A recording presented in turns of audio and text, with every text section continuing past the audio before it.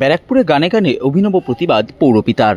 এই খবরটি নিবেদন করছে স্বামী বিবেকানন্দ ইউনিভার্সিটি, আপনার সন্তানের স্বপ্নের ভবিষ্যৎ গড়ে তোলার একমাত্র সঠিক ঠিকানা। যোগাযোগ 7044086270।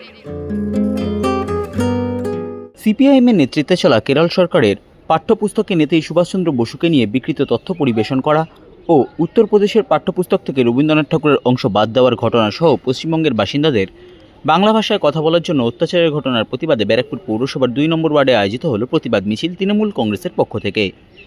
এই দিনের মিছিল ব্যারাকপুর পৌরসভার 2 নম্বর ওয়ার্ডের অন্তর্গত 17 নম্বর রেলগেট থেকে শুরু হয়ে কালিয়ানিবাস সহ ওয়ার্ডের বিভিন্ন অঞ্চল পরিক্রমা করে। এই মিছিলে তৃণমূল নেতাকর্মীদের হাতে বাংলার বিভিন্ন মনীষীদের পাশাপাশি ছিল মুখ্যমন্ত্রী মমতা বন্দ্যোপাধ্যায়ের ছবি।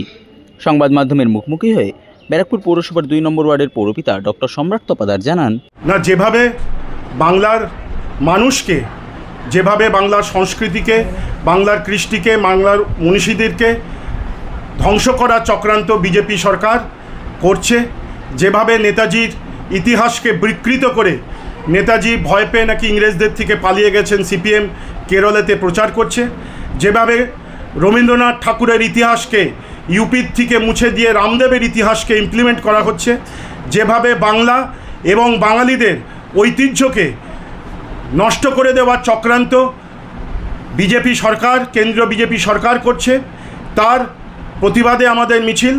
আমাদের জননেত্রী মমতা বন্দ্যোপাধ্যায় বাংলাকে যেভাবে আগলে ধরেছে, জাতি ধর্ম বর্ণ নির্বিশেষে সকল মানুষকে একই সূত্রে বাঁধি আছি সহস্র জীবনের মতন মমতা বন্দ্যোপাধ্যায় আঁকড়ে ধরেছে। সেই মমতা বন্দ্যোপাধ্যায়কে আরও মানুষ যেভাবে সমর্থন করছে, আপনারা দেখলেন কত মানুষ আজকে আমাদের এই মিছিলে বেরিয়ে এসছে। গানে গানে আমাদের প্রতিবাদ, এই গানে গানে প্রতিবাদ থাকবে। সংস্কৃতির পশ্চিমবাংলার, কৃষ্টির পশ্চিমবাংলার, ঐতিহাসিক পশ্চিমবাংলাকে যারা ধ্বংস করতে চাইবে, আমরা মমতা বন্দ্যোপাধ্যায়ের নেতৃত্বে, অভিষেক বন্দ্যোপাধ্যায়ের নেতৃত্বে আমরা তাদেরকে মুছে দেব, তাদেরকে মানুষ তাদেরকে উচিত জবাব দেবে।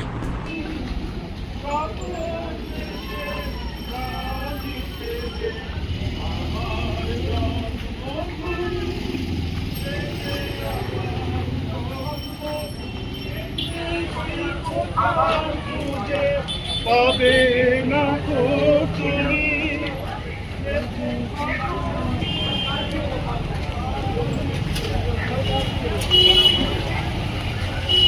চলো রে, যদি কেউ কথা না কয়, ওরে ওরে ও ভাবা, কেউ কথা না কয়, যদি সবাই থাকে মন্ত্রী রায়ে সবাই করে ভয়।